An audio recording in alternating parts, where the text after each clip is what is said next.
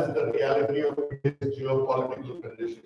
And I'd like to call upon my eminent panelists to discuss more about it. We've chosen the panel very carefully. We've had a mix of lawyers with different specialities, each claiming their position in this volatile sanctions and geopolitics developments that are happening every day. So may I call my dear neighbor, Nijoe. Can you please join us? We're going to be very strategic about it. We're not going to keep all lawyers in one group. So we're going to keep lawyers, shipowners, lawyers, commercial guys, so that you'll have a little bit of a distance between each other. Nitin, Mathur, Al Marine, please join us. Nitin, thank you for coming all the way from Abu Dhabi and sparing time to speak from a shipowner's perspective, asset owner's perspective. You can sit, no, you go back. You can sit next to Nijoe.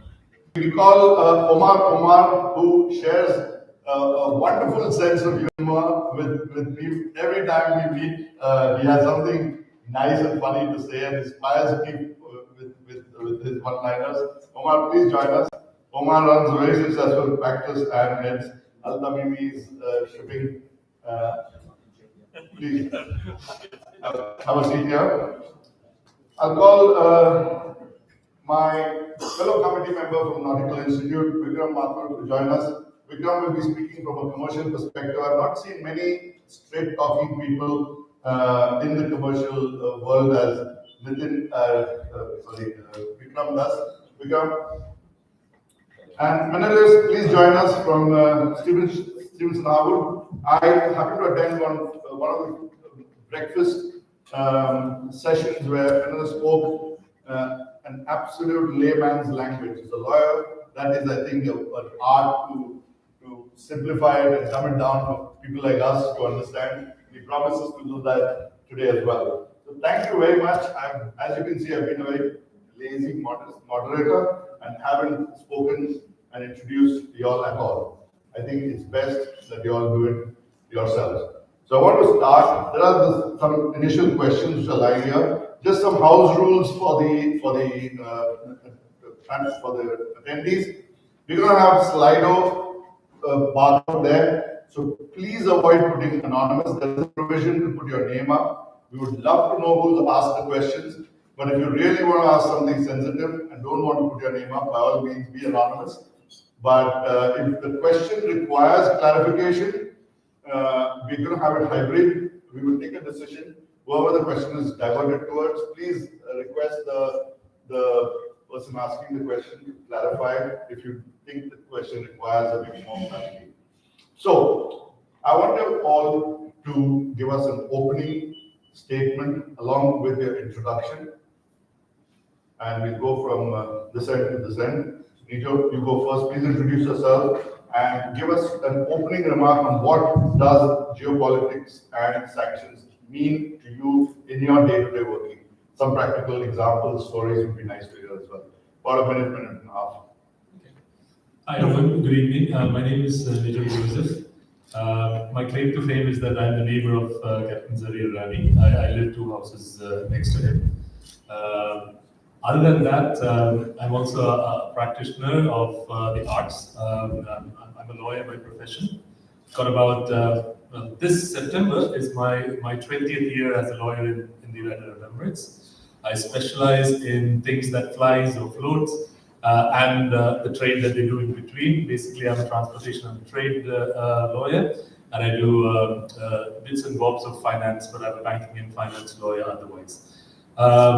Geopolitics and sanctions. Well, what can I say? In one word, the first word that pops into my brain is uncertainty, because both are uncertain in the times that we live in. With the introduction that Captain just gave, and I thank my good friend Menelaus, who was a colleague of mine in a previous life as well. He was the one who actually alerted a lot of us in the room to the unfortunate event that's occurred in Qatar, in Doha.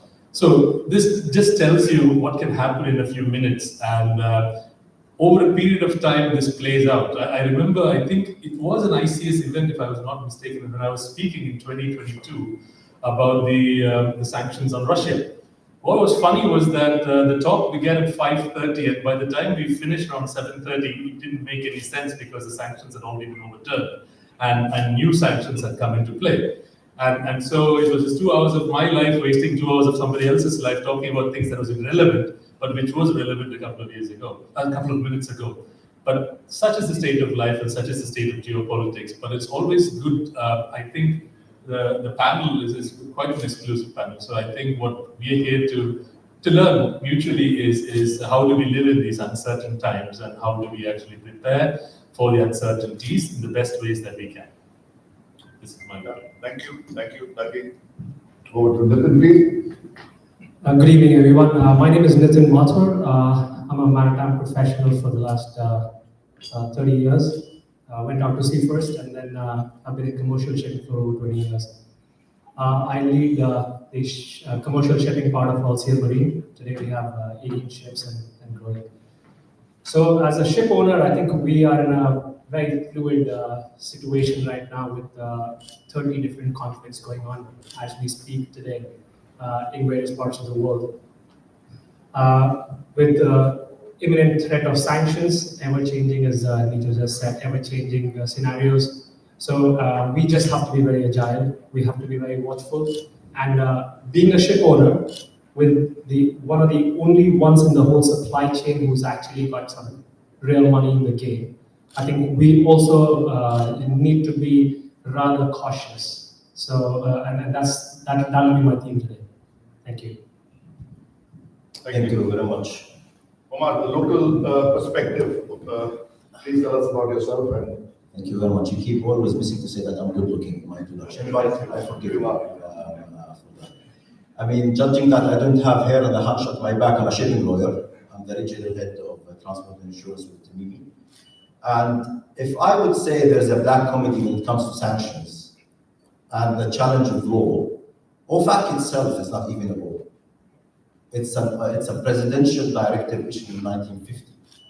And actually, OFAC is called to be the strongest unknown non-governmental agency in the world. So if there's even a challenge to what us as a legal practitioners in our everyday life, it's sanctions. Because actually the scariest form of sanctions in the world is not even legal when it comes to that. And actually it's a gray area between a judicial institution and an executive institution in the United States.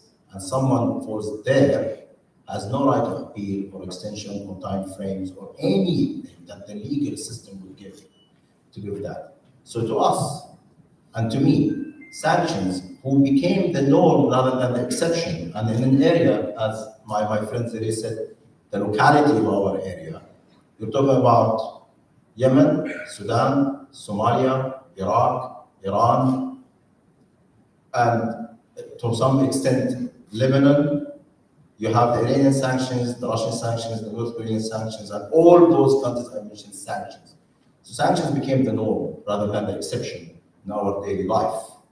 And is there a law or a textbook for us to follow to avoid sanctions? The answer from the legal perspective, and I hope I will be supported by my colleagues, is no. I leave you with this comment. thank you very much. That was very insightful, and you play a very important role being speaking from a local perspective, being heading the local law firm from Registrar. So I hope I will not be sanctioned after this. You will not Let's see how that goes. What happens in this room stays in this room. And whoever will whistleblow, we will find him out. That is our role as a casualty investigator. You'll be the casualty in this case. But saying that, let me bring in another commercial mind here. Captain Vikram Mathur has come all the way. He presents 80 ports. He does a lot of placement of ships. But Vikram, please introduce yourself and tell us what geopolitics and sanctions mean to you in your business, in your commercial world, please. Good evening, everyone. Captain Mathur, Vikram Mathur here. First of all, thank you, Zarir, and thanks to ICS for inviting us here. with this current situation, what we can see right now, and as Zarir just pointed out, about an hour back, we had an incident there in Doha. From the ship owner's perspective, as well as me doing the owner's operations at Abu Dhabi ports, it is very important that we all be prepared in today's times for being flexible in our operations. I'm talking from the operations point of view. We need to be agile all the time, and especially with the changing world scenarios, things can change even during a voyage. So we all must have a plan B as well when we plan a voyage in this start. So it starts right from the planning stage when we do the chartering. From there on, when we start, we need to first look at the geopolitical situation before sending a ship, before starting on a discussion and taking on a new venture, I would say, on each occasion. That involves, of course, legal, commercial, local knowledge, as well as some technical background. Now, a lot of people may ask me why technical. It's because in the current situation, whether a ship could be allowed in a particular area, depending on a condition, that is something which very few people look into when they think of commercially. But I come from a background where I've been a technical superintendent, and I saw a lot of incidents where we were sent to a location where the ship would not be able to perform in certain circumstances. So obviously it was a loss at times earlier, but that's something which I always lay emphasis on, that whenever we book a voyage, whenever we do a charter operation, we must also take into consideration the commercial capability of the vessel which we are discussing. Of course, hand in hand, it goes with the geopolitical situation. Like we had recently the incident in the Red Sea, and a lot of people must have got caught unawares because since January 2024, we did not have an incident in the Red Sea for a long time, actually, almost 18 months. People were getting complacent. I would not say complacent, but it was becoming a norm that yes, we could transit along the Red Sea. But immediately after the incident in July, a lot of companies took the view that, okay, we must not send the ships to the Red Sea. Or they have a policy. It depends, you're still allowed as long as your insurance allows you to go, of course. But that is something which we all need to be aware that these are the situations where we should be, thinking about it before we enter into a new venture. For the moment, that's all for me. Thank you very much, Vikram. That was enlightening coming from a commercial perspective. Melinus, you are Stevenson House man and probably the final word on sanction advice. Please introduce yourself, tell us what it means to you and your law firm of all this dynamic sanction world that we live in. Sure.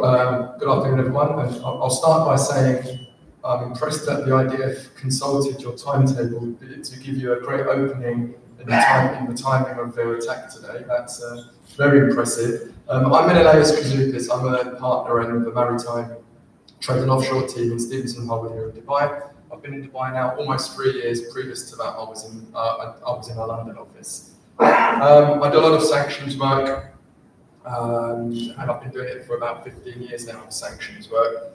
I think there's been some great points already, and I'm the fifth one, so I won't bore you too much with kind of the preamble, but I've got to pick up on some of the points that have already been raised in terms of uncertainty. I think the only thing we can be certain about in terms of geopolitics, especially right now in this period, is that it's all uncertain.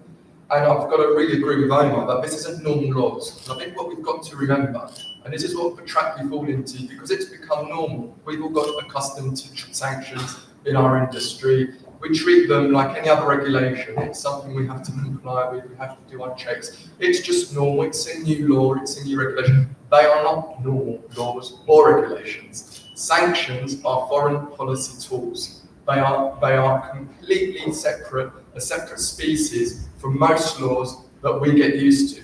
Most laws, when they propose, there'll be consultation, there'll be drafts, whether it's through ministerial councils, with They get debated in parliaments, they will go to stakeholders to have input, they're amended over and over again, and there is a huge lead-up time where you're aware of what's coming in. Where in shipping, we see things that come from the IMO, we see the implementation, what's coming in 5 years, in 4 years, in 6 years.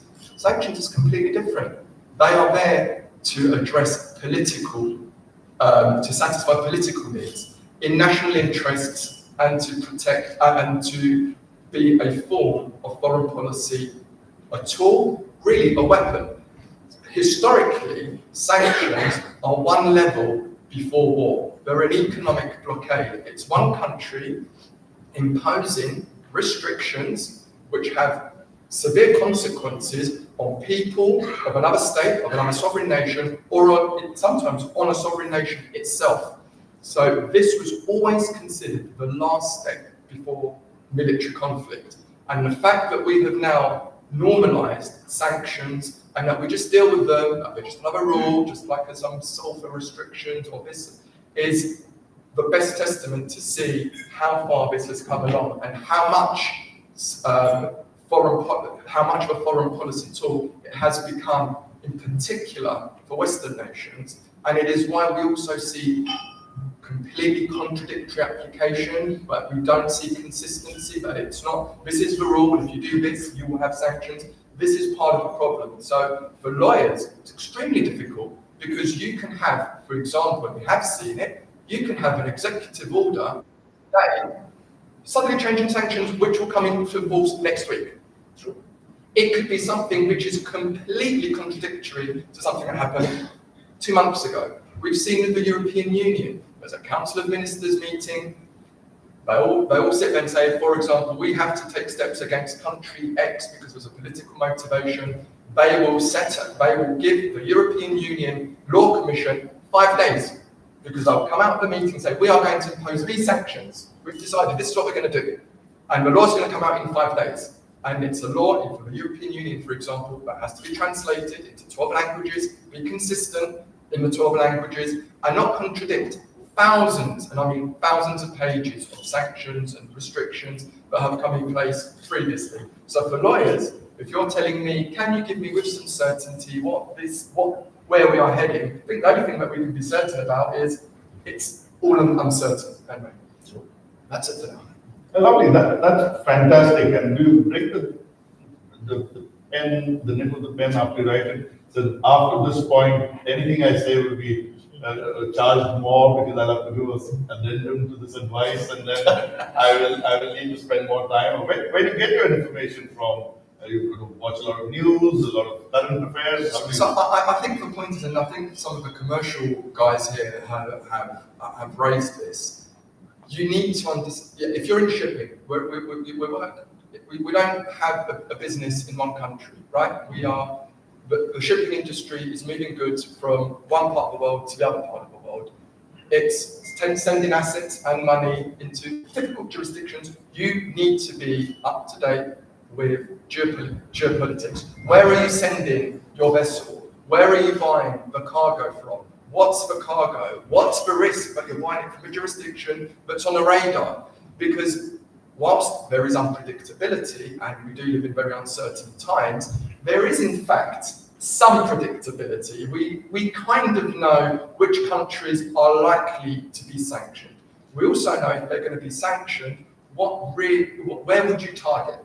Which industries are going to be targeted? So it should have been no surprise to tanker operators that there would be sanctions on the Iranian petroleum sector when they came into place in 2010. It had been kind of highlighted in the past. So when you see that they are, especially if you're concerned about US-EU sanctions, it's quite simple. They're not going to sanction their allies, are they? They will be sanctioning people who they have a direct foreign policy dispute with or an issue with, and they will target their key industries. So you have to start to speak geopolitics, you've got to be keeping an eye on what's happening, be aware, have your plan B, make your checks. So, right, but you can never give an advice, any lawyer who can give you an advice, say, don't worry at all. You just can't do that. There will always be some uncertainty. Yeah, no, good. Thank you for your opening comments, and I'm just not a moderator. I've also jumped into it being a flag state registrar for whitelisted Antigua flag.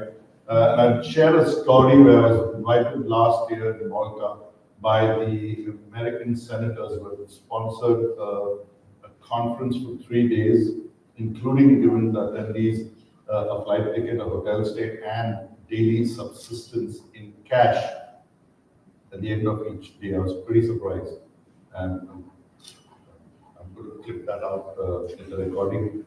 But saying that, my eyes were absolutely astonished by the amount of lobbying that the senators were onto. There were flag state registrars and heads of registries from around the world that were invited.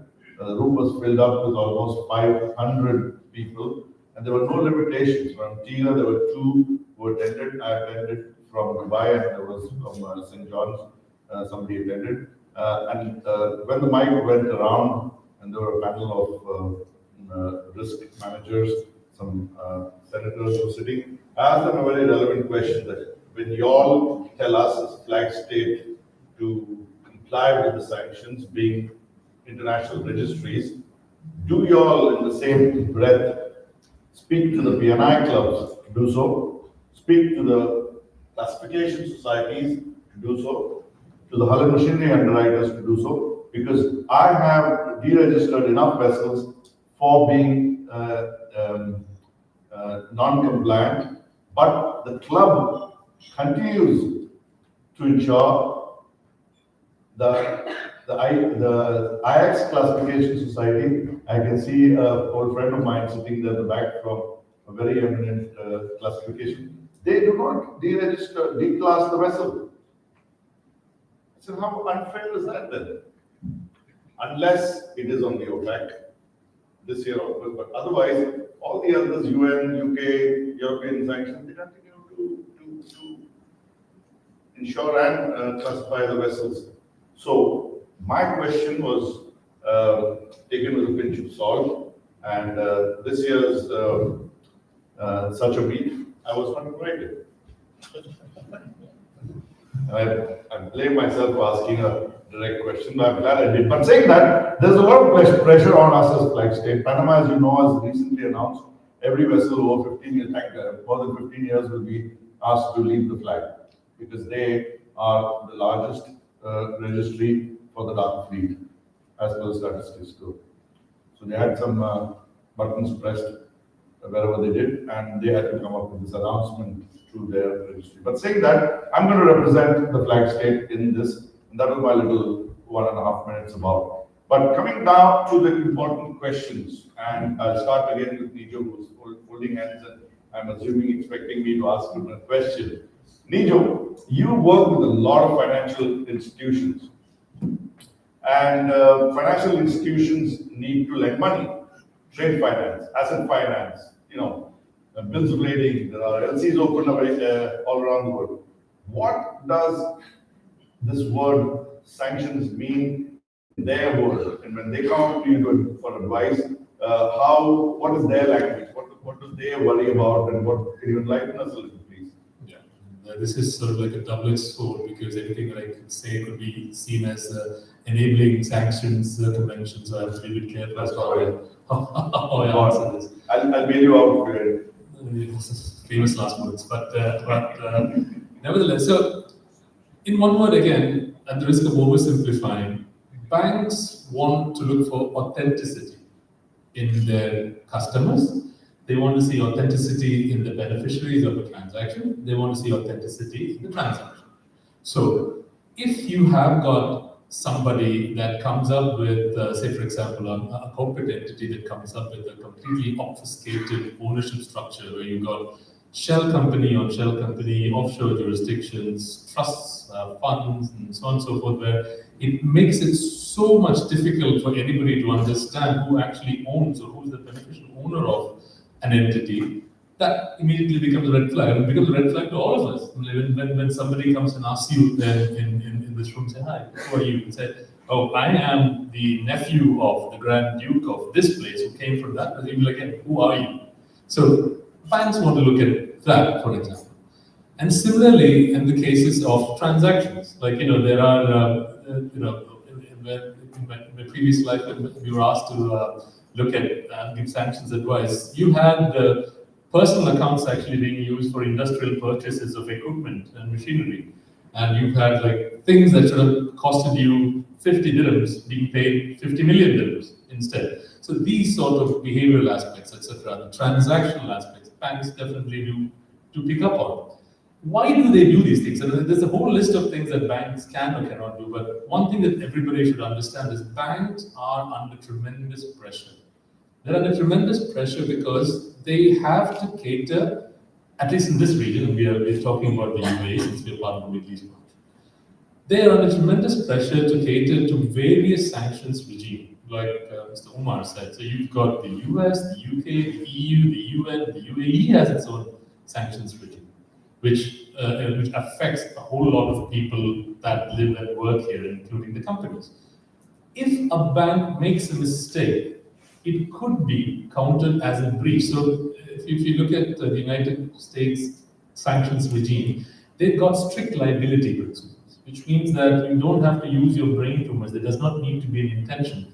If you have committed a breach, that's a breach. There's no two ways. Oh, I do not know. I did not intend to know. It's not an excuse. If you've committed it, you've committed it.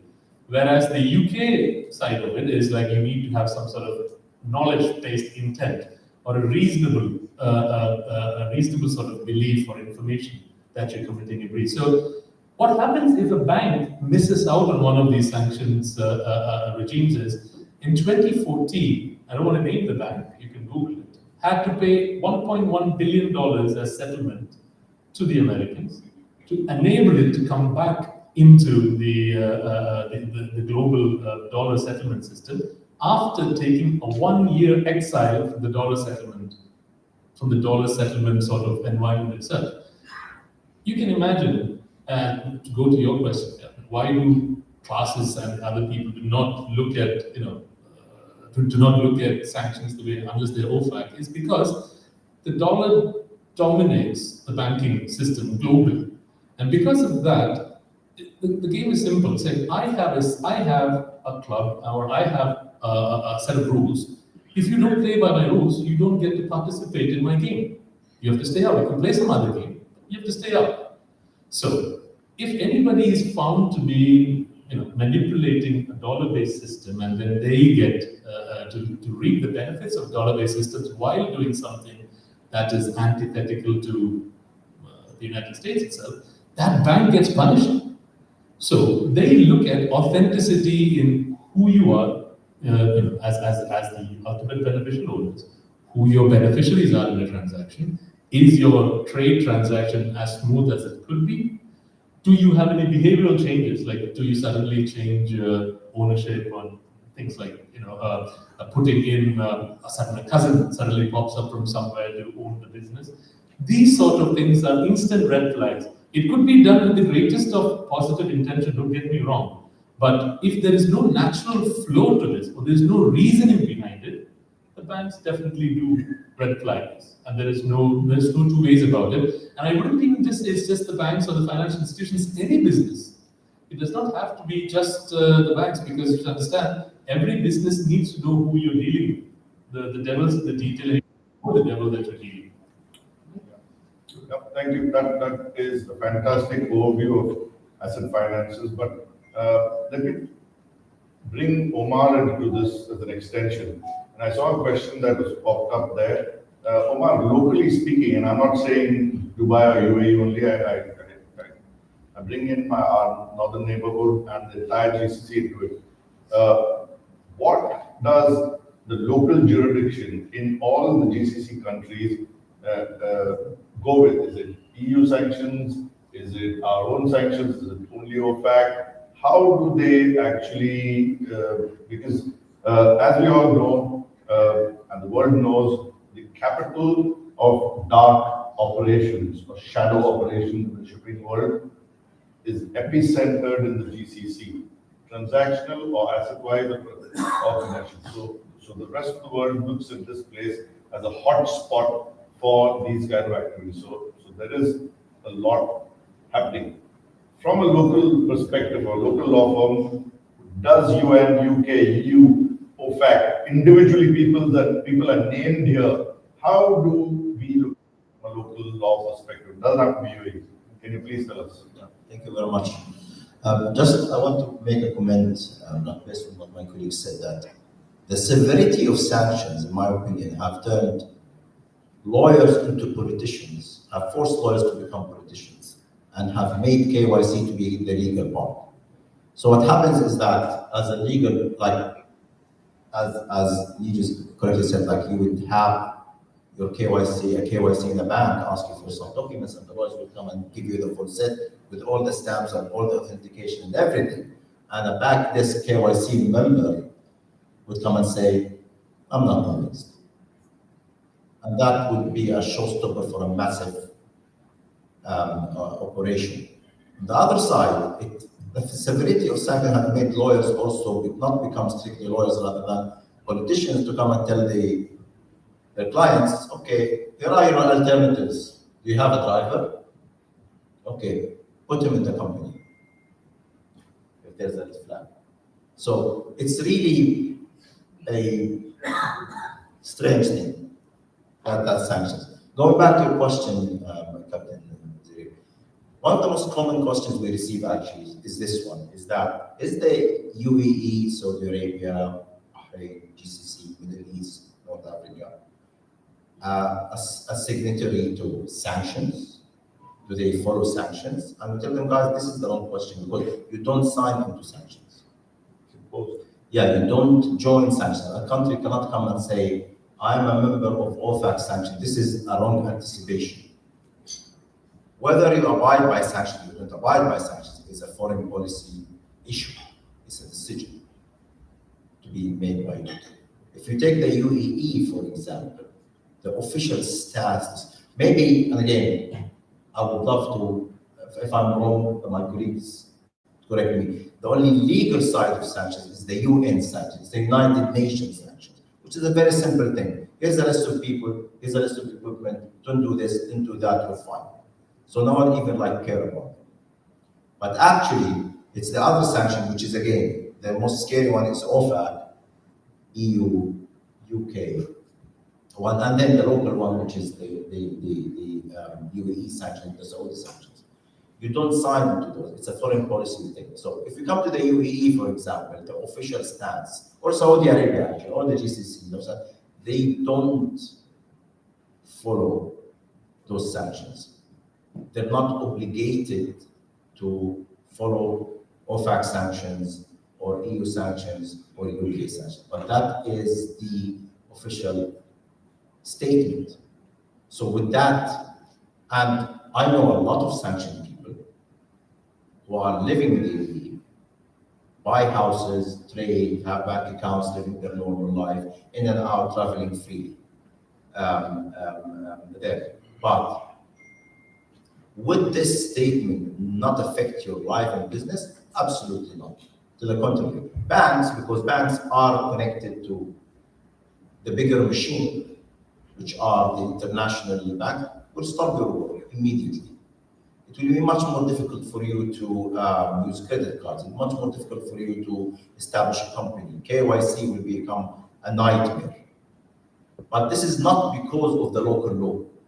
The local law on almost, I would say, all the countries in the Arab world, or the Middle East, or the MENA region, or actually a lot of countries in Europe, for example. Like Germany says, I don't recognize OFAC, which is a European country. We follow EU sanctions. We don't follow OFAC sanctions.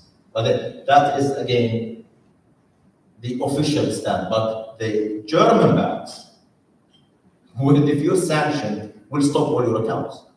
If it's a US dollar. Of course. They will stop anything, even if it's euro, if it's sterling, even if it's dirham. If you have a bank account in any currency and you are sanctioned, they will stop any currency for you. Even if you are sanctioned by association, even if you are mentioned in an article which says you might be sanctioned, that will transform your financial life into a nightmare. What about the UAE Central Bank? Same thing. Same thing. Again, the central bank will not interfere. It's an individual policy for each bank in the UAE to decide that they will stop transacting with you, but they will stop, almost all of them. And again, I cannot name names, but almost all of them will stop working with you. So, legally speaking, from a local point of view, when it comes to the GCC, countries do not sign into sanctions. Countries take foreign policies to adapt or accept that those sanctions are abiding by them or not. All of them say, we're not abiding by OFAC, we're not abiding by EU, we're not abiding by UK. Nonetheless, almost all law firms, all banks, all financial institutions will stop working with you should you be designated in an SDN list or EU or UK sanctions. Yeah, thank you very much. That is lawyers speaking, and like lawyers, they love giving long advices. Thank you very much. But we've got a number of questions coming. From now onwards, we'll stick to a minute-long answer. So you all were not informed before, so please don't worry. It's not a, but we've got a very interesting question for both asset and commercial operating panelists from Sumit Roy. He says, very practically speaking, very practical, ships that are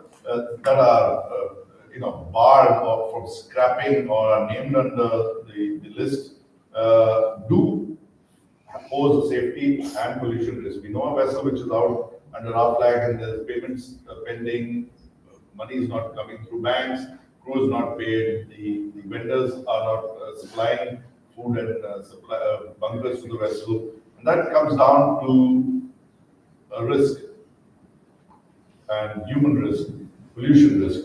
So how should you think such? I know you are both operating very, very clean fleets, but from a perspective of asset owner, how do you think? Is it not a danger or a disaster waiting to strike?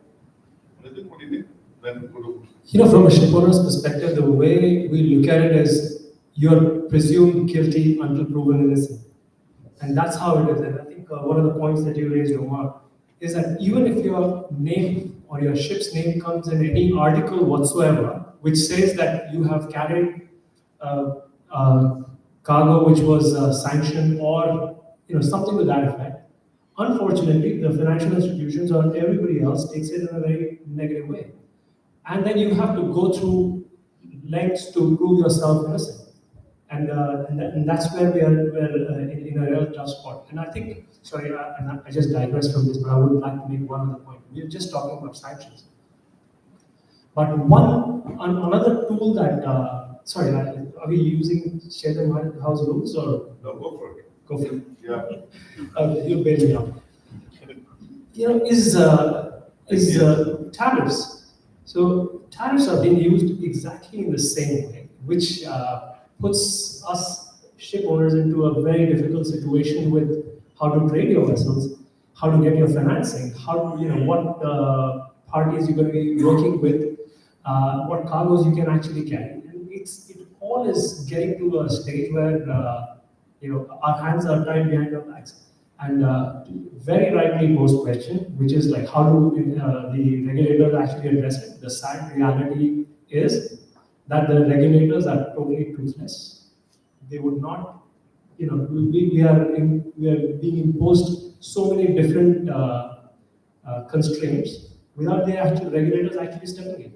And we are actually waiting for a massive disaster to happen before somebody does something. I agree with that, but thank you, Sumit, for asking it. It's a very relevant question, particularly with seafarers' happiness quotient being very close to our hearts as Nautical Institute. What is your view on it?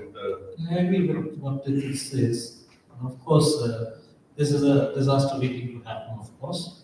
But what can be done is the question. What is the time limit of enforcement of the sanction? Now, the very fact that the vessel has been trading in the dark, or maybe she is sanctioned, means she is sanctioned, so the time limit is already gone. The only way out, we have to think now, we have an asset floating on the sea, and we all can get affected somehow or the other, should there be a disaster. How do we prevent it? That's the thing, and that's where the owners should get, in my opinion. I mean, it's an open forum, I guess, and I can open this thing for others also to answer. The flag state is the first person he should approach, asking for help, because that's where the ship is registered. Just to answer the question straight to the point, what's the time limit for enforcement of sanctions? I mean, there is no time limit, of course. Once you are sanctioned, you have to be patient, and you have to be following the rules and follow up diligently on a daily basis with the flag, with the class. That's where you have to be, as he said, guilty till proven. So you have to ensure that you are trying to put up the right thing, the facts to the flag, because in any case, you can't, as an owner, as an asset owner, you can't wash your hands off the asset. God forbid something goes wrong, you will still be held liable.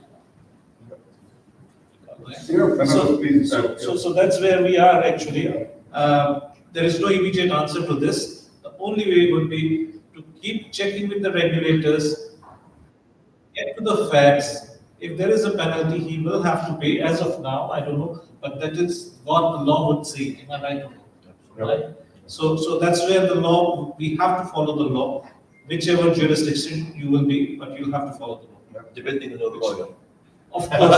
And if you go to Omar, he'll help you out. Lovely. Menelaus, you had a point to make, and I want to follow up after you make the point from Anuj's question. He is asking about primary and secondary sanctions, and also somebody anonymous has asked about Yuani, the Yuani vessel list. Does that mean anything in the aspect of, please? Sure. I think the first point I'll make is the question that was regarding a vessel that needs to be scrapped as a ticking time bomb.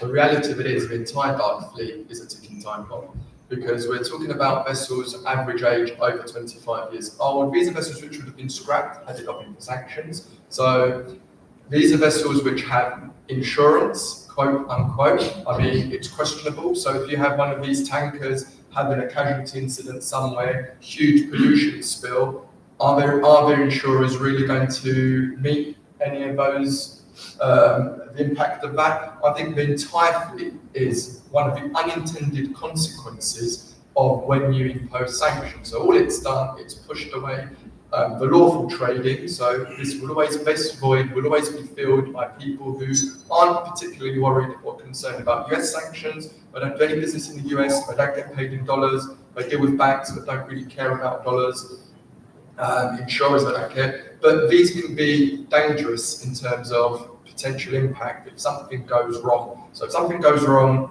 I would have a real big question mark over whether or not there will be wreck removal, pollution, protection. They're all a ticking time bomb.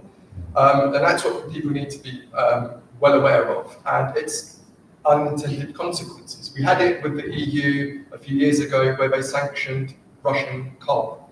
And it seems a good idea to prohibit Russian coal being used even outside of Europe. They were effectively extraterritorial. That created a huge unintended consequence of providing energy insecurity for a lot of the third world. A lot of countries which depend on coal to generate power, to generate heat. And there was an unintended consequence which had to then be backtracked by the European Union.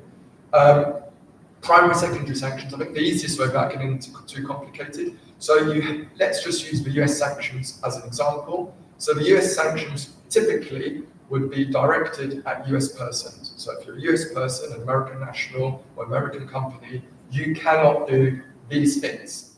So it's sovereign nation imposing restrictions on its own people and its own companies. Secondary sanctions are the ones which get a bit more tricky, because these no longer target your own nationals or companies within your country, but you start imposing sanctions which have an effect no matter who does it. Now, there's lots of sanctions out there. Most countries have imposed sanctions. There's North Korean sanctions. I don't really care about North Korean sanctions. I'm not going to go to North Korea. I don't trade in North Korean won. It doesn't mean anything to me. If Papua New Guinea imposes sanctions that I'm breaching, I don't really care. The US, as Nijoe and other people have mentioned, they've got the dollar. It's the US dollar system. And they simply say to you, if you touch anything that is a breach even if we've imposed restrictions, which we don't really have a right to do. We can't tell other countries' citizens what to do and what not to do. But if you do that, that's fine. We can't put you in prison, but you know what we're going to do? You are out of the US dollar system, because we will tell our banks, do not process any dollar payments. So if you're in international trade or in maritime and you're not part of the dark fleet, completely sheltered from all of this, it's the last thing that you want to happen to you. It's catastrophic for you. They found what is their weapon. The weapon is the financial tools, because of the strength of the US dollar in international trade. That's why people care about OFAC sanctions. That's why people are worried. That's why people who have no connection to the US are saying, is this going to be an issue? This is why banks are worried, because Nijoe talked about some of the fines. Really interesting fact, not many US banks get sanctioned for inadvertently breaching sanctions. European banks, though, they don't get six-figure fines, they're billion-dollar fines. I'll give you an example, a real-world example. I was acting for a leading European bank. One of their borrowers was designated. Okay, so the bank is suddenly faced with a situation where you have a borrower who has to pay money. You no longer can pay the money has to be sent to a special account, that's policed by OFAC, separate. It was a nightmare for them. I applied for a license, the license process, 9 months. Now the charterer of their vessel was a US oil major. They got their license the next day. The next day, they got the license to trade the vessel and take their charters and do whatever they had to do, and it got extended 3 times. Us, innocent bank, which did absolutely nothing wrong, 9 months. And because what we go back to the beginning, it's a foreign policy tool. Are you going to look after your own? More likely than not. Are you imposing? I mean, the contradictory approach is obvious. I was also involved with a US vessel on her maiden voyage. On her maiden voyage, US flagged, she hit an Iranian vessel that was sanctioned. I spoke to OFAC and they said, don't worry, we'll get you the license tomorrow. You'll have it tomorrow. And we got a license within, it's the quickest license we've ever seen from OFAC, because it was a US interest and they said, well, we'll protect our own, don't worry about it. Good luck if you're a European bank, European owner, or anything like that. So it's an incredibly controversial thing. Sorry, I'm killing my 1 minute time limit, sorry. It's a very controversial thing to impose restrictions on other people, on other nationals. But as Nijoe said, they can say, well, we're not going to put you in prison, but I'll tell you what we're going to do. You can't play our game anymore. If you want to do anything with the US dollar or the euro or whatever, you've got to play by our game. And of course, the wording of sanctions language is always going to be quite murky and difficult to decide. So that's deliberate. If it's black and white, you know what you can do and what you can't do. If I know what I can do, I will do up to the black line. If it's lots of grey, what am I going to do? Am I going to risk my insurance telling me to go away? Am I going to risk my bank shutting my bank accounts? When you've talked about people being designated, I know people who've had their bank accounts shut down, big owners, because they were doing lawful Iranian trading. They had licenses to trade food to Iran. And the banks would say, it's just too much of a headache for us. We've seen also, forget even being on the radar, nationals. You're a ex-nationality, there is no way, we can say, it's not something which is not public knowledge. Good luck being Russian and going and opening a UK bank account.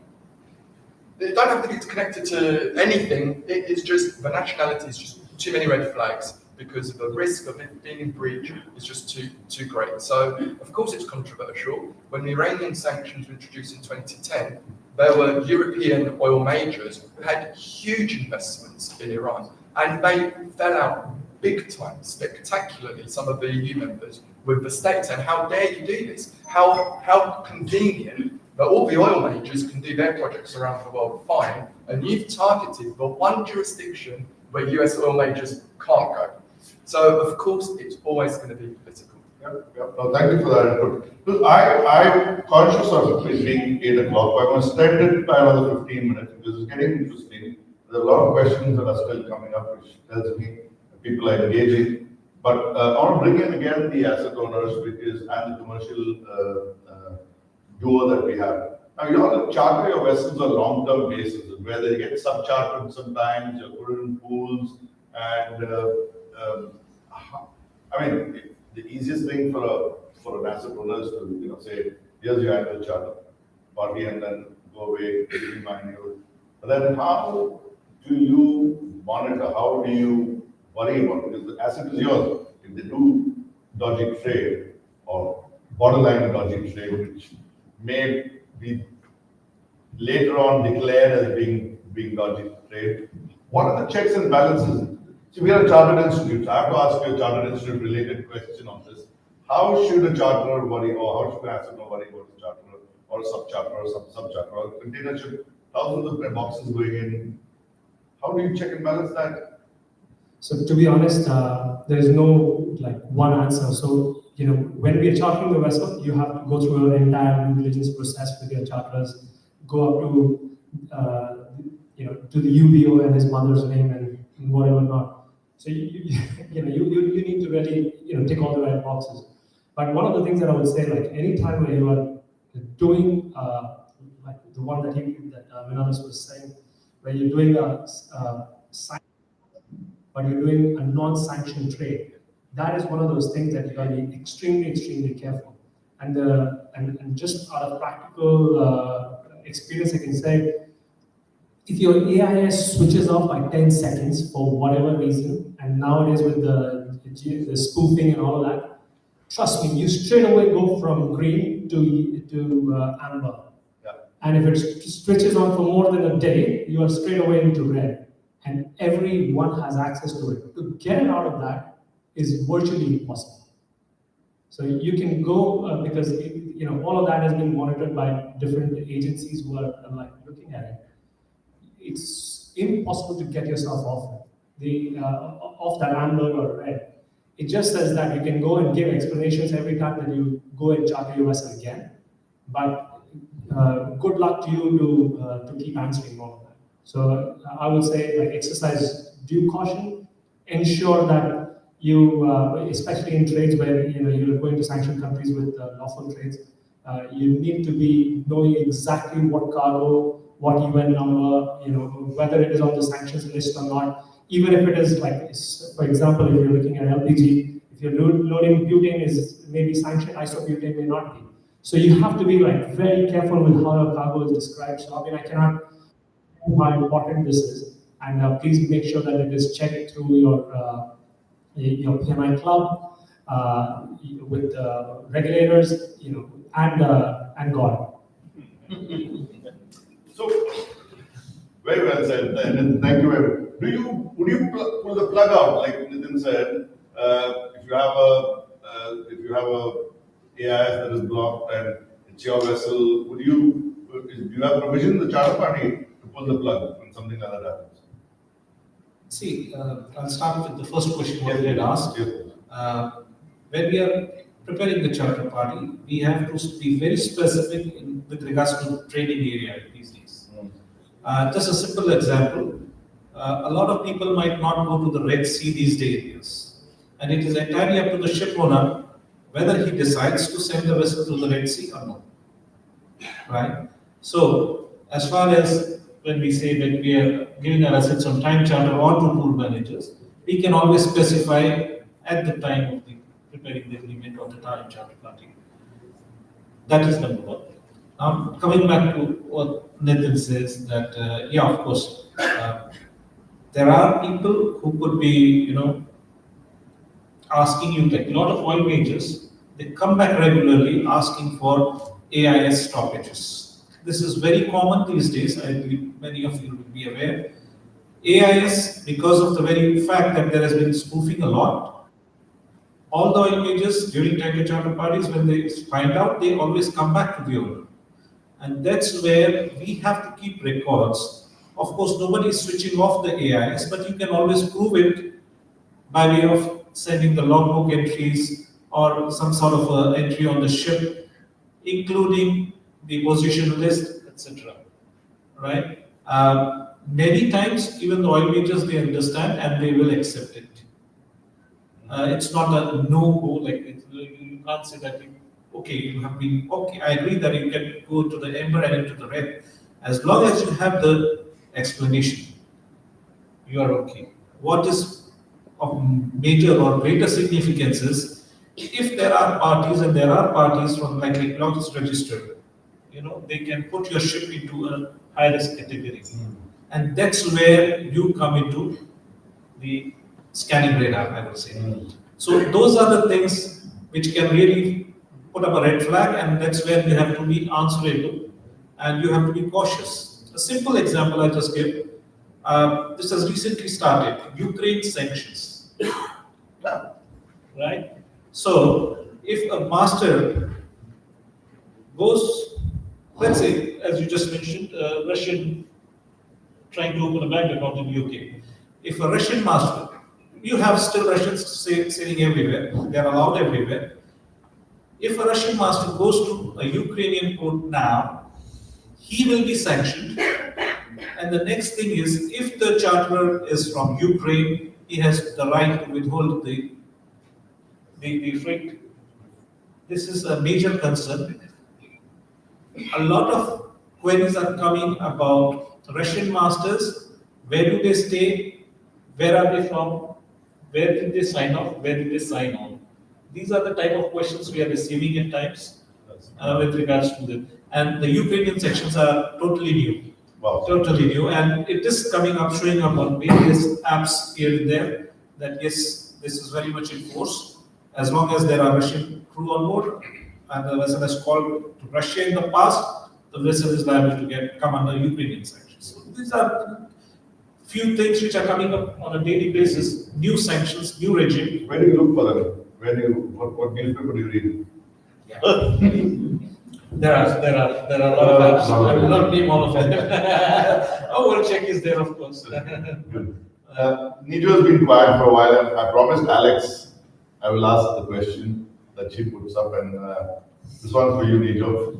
Have you made money out of this? Have you got somebody out of the list so far, and how often? Because the second question is also linked to that first question that Alex has asked. What are the rates of success of people successfully being removed from sanction lists? Yes to both. So we have had vessels being off-listed from OFAC quite successfully. It takes as long as it takes. That's just the simple answer to it, simply because as Menelaus and as Nitin Mathur was actually saying, is the evidence that you can actually give to show why this vessel, entity or company should not be on the sanctions list. And to their credit, to be really honest, and we just particularly talked about OFAC, they are quite verbose in their communication. It's not like you've been put on something and they don't talk back to you. It takes some time for them to register and then revert back, but then there is a conversation that can be had. There are cases where vessels are sanctioned because the commercial management of the vessel was common, and that commercial manager was sanctioned. So what happens is that it's a recent phenomenon where every vessel that is under that commercial manager's management suddenly gets listed because there is an interest of that manager in the vessel. So the shipowner is like, WTF, the charter is the same, and nobody has an answer. So then one has to prove that that vessel, like how he said, when you prove your logs, you prove where the vessel location was on the dates, around the times in which they say that such and such vessel has been engaged in negative trade, and then I think my strike rate was right about around 7.5 months is what it took for a back and forth. But I can tell you one thing, whether it's for a ship or for a person or for a company, the stigma is more painful than the disease itself. See, because what happens is people keep throwing about these terms like dark fleet, there are these untouchables, these sort of things. Who creates these words? Did you know that the word PEP, politically exposed person, was actually created by World Equity Check? It's a private company, right? The problem is that everybody has actually given their compliance maintenance to a software, to somebody else that you subscribe for. Obviously, if you pay you money for it, so it should be right. So the problem is that even if you're successfully getting a ship or a company out of the sanctions, what happens is that these global sort of sanctions compliance softwares will then say X person or X vessel was X OFAC. That will come up on your compliance. Would you then charter a vessel that says, oh, it was on OFAC, but now it's not? It isn't. Scarface syndrome. There you go. Remains a scar. There you go. So the stigma is even worse. So then you have to start engaging with them, with different publications, like all of your shipping and trade publications say, please stop calling them as the dark fleet. Please take them out from your list. Speak with the Yuani and then say, why are you putting these people in? So, and many a times what happens then, the difficulty that I've faced is how do you prove a negative? How do you prove that you did not do something? I don't know. How do you prove that you did not sail there? How do you prove that you did not do it? Because whatever evidence that you prove, you'll be like, oh, you could have done it, should have done it. So this is the stigma that comes in, and that is a bigger problem than any of the questions that Alex had raised, which is the fact that yes, you can, and they have a dialogue, you can get it out. The only one thing is that the way that you get put onto the list is not the way that you get out, because they don't give you sort of like an OFAC certificate saying, yes, you're now off the list. So you don't do that. So what you do is you approach a good law firm for them to do a legal opinion, so that they will tell you and your financial institution that we've done the checks, we've done this, and these people are not on the list. So please take my word for it, or my professional indemnity insurance is on call. But this is the problem. The stigma hurts more than the actual disease. So regardless of whether you're in or off of it, the problem is how do you prove to everybody else that you're off? So very cheaply, somebody anonymous has written that Prime Minister Modi is still on the SDN list. Probably is, no? He's still the Prime Minister of our country. Yeah, but so it doesn't matter. the Indian Prime Minister is in many lists. The most good-looking men's list as well. You don't have to believe. Very well said. Whoever that anonymous is. Does he want to put a hand up her? Anybody who put that? Very nice. And he needed an ice. There you go. We needed an icebreaker. But Omar, coming to you, thank you, Nijoe. That was a fantastic explanation. And I think the answer was very clear. The answer is yes. How long is questionable. You can get off the list. So, Omar, what is the expectation of due diligence when it comes to sanctions? Because also Bildu wants to know about OPEC and collaboration with member countries on the oil price, despite of not having formal government authority. But when somebody comes and says due diligence, I'm going to buy the ship or do a background check, what actually wants to know? Speaking until now, it's only the only thing which is missing from OFAC is my mother's name. Like everything. Yeah, it's everything from the ground up. I mean, it's the company when it was established, the trade license, the shareholders, every single document related to the shareholders, their passport, their IDs, proof of residence, their banking details, up to the UBO, up to the ultimate person with every possible check you can think of. How much they pay basically? You go on checking. Exactly, but that's the comment I said that the KYC became the legal. Actually, they became the lawyers and the judges. So you have like KYC people, whether they are experienced or not. Actually, those are the people at the backstage which you are not even allowed to see, and they could be educated or not educated, specialized in shipping or not even specialized in shipping, while telling you your deal is on or not, which is again another catastrophe. It's especially in the banking system. Which is happening, but the expectation of KYC became extremely onerous and extremely difficult and heavy in the past few years because of sanctions. So it's something which is illegal, not legal, dictated, and illegal KYC, and which can give and a decision which you cannot appeal by KYC saying we don't want to deal with you because you know what, we did not like a stamp here, or you were missing a signature here, or something a lot of times not even justifiable. So to go to that, KYC expectations or the requirements are every possible document which relates to every aspect of the company, from its establishment, to trade license, to the managers, to the shareholders, up to the ultimate UBO, regardless how long the chain is. What's the difference between sanctions and sanctions by an association? Oh, I mean, actually, that's a very, very good question. Sanctions are sanctions, which is IOR listed and SDN. Sanctions by association, the simplest example I can give you is like a company is sanctioned, but the shareholders are not sanctioned. As long as the shareholders are shareholders in this company, they're sanctioned by association. The minute they leave the company, they're out of the, by default from the sanctioned company. So sanction by association, where you're associated to something which became sanctioned. You are an owner of a vessel. The vessel gets sanctioned, but you are not sanctioned as an owner. But as long as you're named as the owner of the vessel, you're sanctioned by association. You have to remove your name out of the vessel ownership. Then by default, you're not under the umbrella of the sanction. But again, I think that brings us back to what Nijoe said, the stigma. Even then, you're tainted. Yeah. And everyone will come and say, oh, the vessel which you own is sanctioned. So there's a big, big question mark. Yeah. Well, thankfully, I know one guy who has Iran in his surname. And he's not sanctioned. So there is some rationale behind it. Yes. It's not a cow, yeah. It's not a free fall. Yes, it's not a cost.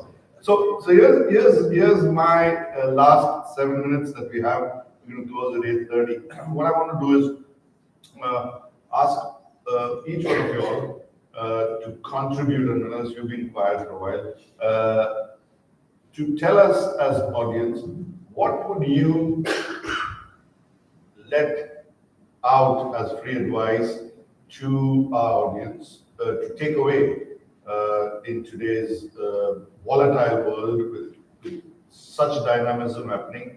Maybe a charterer, maybe a broker, or somebody trying to charter a vessel. What would your advice be? What should they look out for? What are the take-home points? What should they look for? It's a common question. Everyone's Sure. So the starting point is don't do things post facto.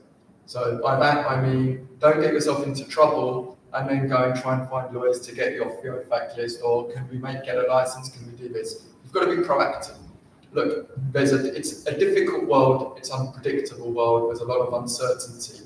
Uncertain times are great opportunities to make money because it's a time which can be really good for doing business. You need to be doing it smart. So you need to follow your KYC. Make sure you know who you're contracting with. Okay, critical. It's the most important thing right now.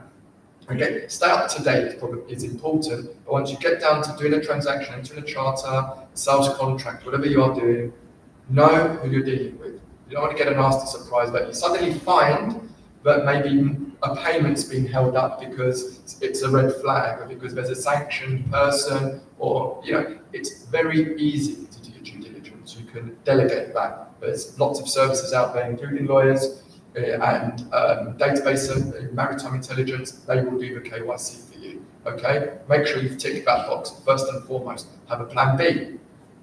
Always have a plan B. What do we do if there is a problem? Do you have a sanctions clause that works for you in your contract? There's BIMCO sanctions clauses. There's standard form wording that people copy paste. Does it work for you? Look at what would happen in the event that you load a cargo that gets sanctioned. Does that work for you, or do you need to have a bespoke clause that works for you? Diversify. Don't have all your eggs in one basket. If you're doing a line of service, for example, and all your trade is with one potentially troubled jurisdiction that could come up, you might find yourself in a world of trouble. I used to work with a company that did a niche business in Yemen. They were very profitable, if they don't exist anymore. Their entire market closed overnight. The same thing happened in Syria. There were some niche operators doing a lot of Syrian work. They had no diversification. You had people doing Russian work who suddenly found themselves in an uncomfortable position. So always diversify. Don't have your portfolio completely stuck in one jurisdiction, one type of cargo. And I if you follow these kind of key rules of know who you're dealing with, make sure that they're not on the, you're going to have no nasty surprises. Protect yourself contractually. Have a way out. Have an exit. Have a plan B in case it all goes wrong. And finally, I would just say diversify. Make sure that if the worst happens, you've got other parts, other trades that will pick it up. Fantastic. Now, by going first, you made the other two lawyers think hard because they're not allowed to repeat. They're not allowed to say like Menelaus said, and we agree with what Menelaus says. So they'll have to come up with. But lawyers are a brotherhood, so I represent all our views. No, they'll have to come up with new ideas. But before we go away to Omar and Nijoe, give them time to think now that I've put them in the spot. You'll have to come up with new advice. But Vikram, a lot of people here are commercial operators. A lot of people here put their vessels or book NVOCCs book slots on vessels which are doing multi-trade, maybe vessels which have chemical vessels with parcels, and some of the parcels are dealing with multi-trade. And a lot of that combination, what I'm saying is, it's easy to say there's a VLCC engine dashing on here there. Maybe brokers was doing S&P who have to look at vessels and where they've been trading, and then now it's come on the desk, say, sell this vessel for me. So commercial operators, what should they watch for? How will it put them into trouble? What are the contracts to look for? What are the clauses? Can you please guide us? Look into the charter party you're dealing with. Read it carefully. Read all the clauses, especially pertaining to the sanctions clause, which, as he said. Also, additionally, you should be aware what cargo you are dealing with, what are your destination ports, how can you ensure that whatever you are doing with regards to that voyage is legal. And that's where, again, I will go back to checking the background checks as we started. So whenever we start a new voyage, we have to ensure the KYC is correct in the right perspective, which includes not only the other party, also the cargo. Who is the shipper? Who's the receiver? Or who's the owner of the cargo? All those aspects have to be checked. Finally, I would say during the voyage, of course, you have to take care of the cargo. That is precisely the point at the moment, considering the fact that we are only discussing the sanctions. The next thing is the sanctions itself. Whatever we do, whatever the routing you are taking during the voyage, it has to be performed in the best possible way, ensuring that you don't even go near the territory. A lot of ships which went past between Egypt and, let's say, Sihan in Turkey, they used to pass by close to Cyprus, but unfortunately, due to spoofing, a lot of them would end up showing into Syria. Recently, about 2 months back, a lot of ships within the Persian Gulf, although they may have been at Ras Tanura, they were all showing in the middle of Iran. So those are the things where this thing comes up during the voyage. As an operator, you have to highlight it immediately. Keep a record. Of course, you can always prove that you can't be there, but that is where the record keeping comes during the voyage. And just carry out. I mean, there's nothing much you can do during the voyage other than the fact that you do the right thing at the right place at the right time. That's all. Lovely, thank you. Omar, we got a friend here who supplies paint to vessels, and what if that vessel has gone to these funny trading countries, and he supplies paints to that company, that vessel she's dried up here.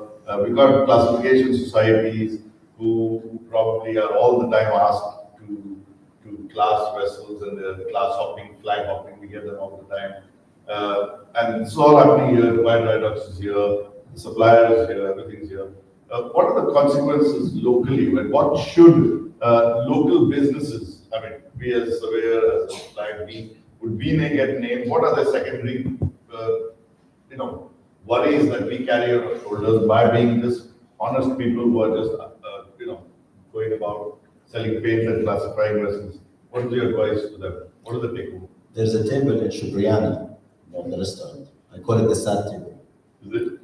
3 years ago, I was sitting there with 3 major vessel owners, and they were casually talking about their business. And I overheard what they're saying. I told them, guys, if you continue doing what you're doing, you'll be sanctioned. And their reply to me said, but Omar, this is what we do normally. This is what we do, like every day. It's normal. 1 month after they got sanctioned. Okay. So my advice to them, the takeaway from this story, is that do not resort in this current legal or illegal or irrational climate of sanctions. Do not resort to logic. Do not resort to normal. You have to keep yourself updated every day with what's happening. And you cannot come and say, this is the articles of my question, this is what I used to do every day. This is fine, I will continue. I am the one which will not get sanctioned. Okay? Because you will be the one who gets sanctioned. And I don't speak on behalf of my firm, I speak of myself, Citizen Harvard, all the reputable law firms actually out there. Guys, in this current climate, your best friend is your dog and your lawyer. Do not leave home without them. Really, really. Don't listen to your commercial logic of doing business. Pick up the phone and talk to your lawyer and ask. That can save your business for sure. That's my advice. Fantastic. Any money you make out of this conversation, there should be a sponsorship that ICS should get. If you get extra. I mentioned all our firms, to be clear. Yes, you did. All of them are great. All of them sponsor ICS event teams. But Nitin, I know you are very choosy about the ship managers for your vessels and assets. And I'll give you an example of 5 vessels that came for flagging with Antigua and Barbuda. They came to us because their ship manager, was named because he was managing a few of the dark fleet vessels which were named. As a result, the ship manager was listed off. Was in one of those funny lists. So the others, which are innocent and honest, wanted out of that ship manager because one of the other flags has a blanket said, "Oh, you'll be managed by this company which is listed, so you're out of our flag as well." So it came up to our thing to say that look, there's nothing wrong with the vessels as such, other than the fact that they were managed by this company which was listed. So how do you, as an asset owner, worry about such things? I just give you an example. You don't have to answer what remedy you might have as an asset owner. But as an asset owner, I'm sure that you must be having to worry about it. Let's say a yard where a vessel is going, where they're making a number of new builds for one of those state-owned companies, which are, I don't know, how do you worry about it? What is your takeover for similar asset owners like you? Right. Having run a services company doing ship management before, the point that you raise is very, very valid. But that's why we generally go for the top-notch ship managers. It is much easier for them to keep a track and kick out ships from their management as and when. The smaller ship managers do have that problem. They do not really want to let go of ships because of various reasons. But from a commercial standpoint, it is really important that you choose your suppliers wisely. It is really important that you trust no one, and I really need it. And it's really important that the 3 aspects of ship owning. Acquisition of assets, financing, chartering. For all of that, keep enough money for your lawyers. What a fantastic advice. So your OPEX, there has to be a portion for the lawyers' share, like they say, the angels' share and the ski cast. But Nijoe, the most difficult part has come to you because you're the last man in answering this question. What would you, I know you're going to answer on behalf of financiers, but if you want to blanket answer, please don't repeat what the others have. But tell us what you think an average Joe, charterer, or any ship operator, any commercial guy should worry about. What would you tell them to watch for? And maybe he wants a bank loan. How would he go about it, or LC open? Yeah. So it's I'm not going to repeat exactly what the others have said, but I began speaking in this panel by using the word uncertainty. And I think I will close with the word certainty, which means that whether it's the banks, whether it's your counterparties, be certain of yourself, making sure that you've got enough, as Omar said, as Menelaus said, make sure that you know that you're updated on what the sanctions regimes are, what are the troubles that you can encounter today. You can't tell about tomorrow, because tomorrow, as you would have seen in certain countries, that a man wanted dead or alive is the best looking man now, and he is number one pals with the country that wanted him dead or alive. So it could think of this which you do not know. So today, be certain of yourself. 2, be certain of the counterparties that you're dealing with. Don't keep chasing every deal in the horizon and then then get bitten by something that you don't want to get bitten by. Be certain of your counterparties. 3, be certain of the trades that you do. Do what you do best. Right now is not the time to actually experiment unless and until you've got all the other peripherals also under control. So these 3 certainties are the certainties that financiers want from their clients. These are the certainties that your counterparties also depend on you to get the deal done.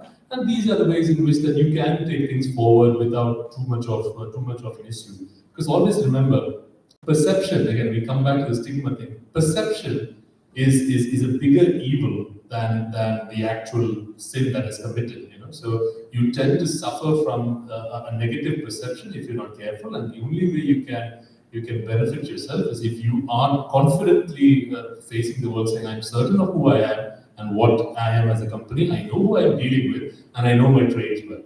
I don't think you run into much problems.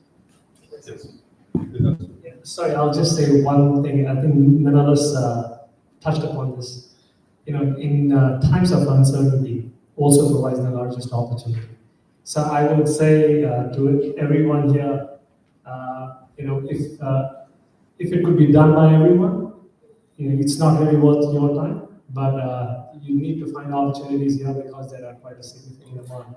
And of course, you have to go through the motions and make sure you do take the proactive approach towards protecting yourself. But there are opportunities galore when times are turbulent like this. Yeah, fantastic. Yeah, please, anybody wants to finish our last one? And I'll finish on that because I know I did say that difficult times, uncertain times are great opportunities, and that is completely correct. But don't be a victim of FOMO, on fear of missing out. Because I remember when the first Russian sanctions were imposed and there were still a lot of people considering what they were doing, I had calls where I told people that's a problem. They're sanctioned, the whole trade you're thinking of doing is sanctioned, it's a bad idea, I wouldn't do it. And even if you're not worried about the sanctions per se, you're not going to have insurance, you're not going to have any protection if something goes wrong. And the answer quite a few of these people would say to me, but such and such is there. And have you seen what the freight rate, they're making 6 months worth of charter money on one voyage. And but why the others are going? And it's like, well, because they've taken the view that they've got the appetite for that risk to be completely exposed and get themselves in trouble. So don't be too greedy. I think if you can do it properly and balanced, it's a fantastic